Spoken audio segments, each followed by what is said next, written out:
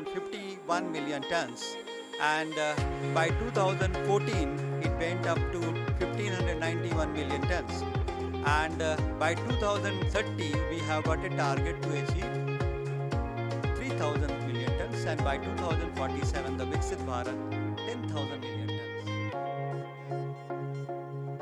Very good afternoon to you, sir. My name is Nikita and I'm from Rail Analysis. As you're aware that Rail Analysis is having its 6th conference exhibition award event summit today, and we are having you over here. Can you please tell me your name and few words about your company? My name is Rajesh Prasad. Uh, I have superannuated from the post of Director Operations Rail Vikas Nigam Limited recently, and I had served Ministry of Railways and the PSU like RVNL for the last 35 years. I joined Railways as a Class 1 officer from 1988 exam batch, and I have got plenty of exposure of creation and managing of the typical infrastructures, especially railway infrastructures.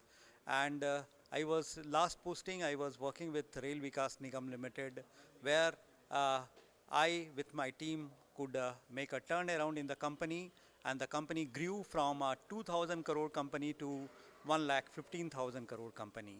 So from the local rail infra to global all infra. All right. So, railway modernization is the key of Indian economic growth and a way of forward to achieve the Viksit Bharat goal by 2047. So, what is your perspective about that? See, so I have got few numbers and statistics. Just after the independence, we were carrying a transport of around 51 million tons, and by 2014 it went up to 1591 million tons, and by 2030 we have got a target to achieve 3,000 million tons, and by 2047 the Viksit Bharat 10,000 million tons. Now if you talk about the capex, just after independence we had a capex of 150 crores. 2014 it became 58,000 crores. 2024 it was 2.62 lakh crores, and in the coming budget we are expecting all time high of 3 lakh crores, and by 2047 when we are talking about Viksit Bharat, we expect that the capex would be around 25 lakhs crores, more than 25 lakhs crores. So you can imagine the kind of infrastructures which are being created. 2014 to 2024 was a period where a foundation has already been laid for the Viksit Bharat. We had a pace of construction of 4.5 kilometer per day, which has gone to now 14 kilometers per day. So you can imagine the kind of infrastructure which is going to take place. Presently we are having how many Vande Bharat trains? It is 100 plus. By 2030 we are having a target and aim of 800 Vande Bharat trains. By 2047 when we become Viksit Bharat, it may become 800 plus. So you can imagine the kind of transformation which is taking place. See, we are in a transition from the Azadi Ka Amrit Mahotsav to Viksit Bharat. Now, this transition of 25 years is very important, and as I said, we have already laid, are having a very good foundation for this between 2014 to 2024. I will cite two examples. We are having an economy of $3.3 trillion. You take the example of Japan. There was a transition of 25 years from 1970 to 1995. Their economy grew from $270 billion to $5.5 trillion. It was almost 25 times. Similarly, China also grew by 22 times from 1995 to 2020, just before the COVID. So this is a phase, we call it a rising Bharat phase for India. And this rising Bharat phase, we have already laid the foundation.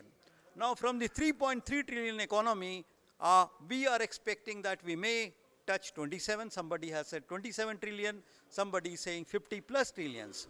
There were two studies. ENY had done a study, and they forecasted around $27 trillion by Viksit Bharat 2047.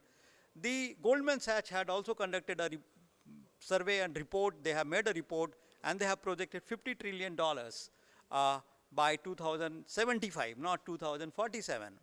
See, there is a very simple rule of economy, rule of 70.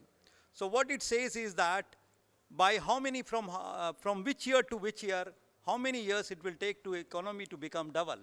So they consider the GDP rate, they consider the inflation minus the depreciation of rupees with respect to the dollars. So if you consider our economy, the GDP growth of 8%, the inflation of 5%, which is more or less fixed after 2016, and depreciation of rupees with respect to the dollar is around 3%. So 8 plus 5 minus 3, so 12, 70 by 12. So the economy will grow 3 times double. So 2.2 trillion, 3.3 trillion will become 8 times, that is 27 trillion. This is what the ENY has predicted. Now, if you consider a very optimistic figure of 7% the GDP growth, 5% the inflation, but the depreciation of dollar very minimal to 0.5, then it will become 2 into 2 into 2, that is 16 times, and in that case, it will become $53 trillion.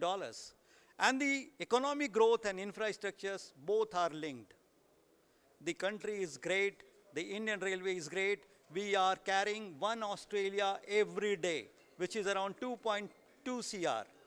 We are constructing one Switzerland every year, which is more than 5,000 track kilometers. So you can imagine the kind of growth which we are having, and in time to come, you can see how we are moving forward towards the Viksit Bharat.